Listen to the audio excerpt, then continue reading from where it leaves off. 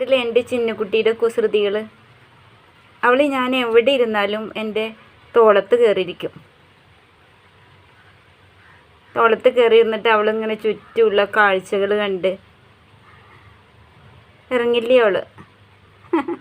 ചിന്നു മോളെ, ചിന്നുട്ടി ചിന്നു നോക്കണ കണ്ടില്ലേ? ചിന്നു എന്ന് വിളിച്ചാൽ അവൾക്ക് നല്ല അറിയാം. 1.5 മാസമായിട്ടേ ഉള്ളൂ വാവയ്ക്ക്. ചിന്നു എന്ന് വിളിച്ചിട്ടുണ്ടെന്ന് വെച്ചെങ്കിൽ അവൾക്ക് നല്ല അറിയാം.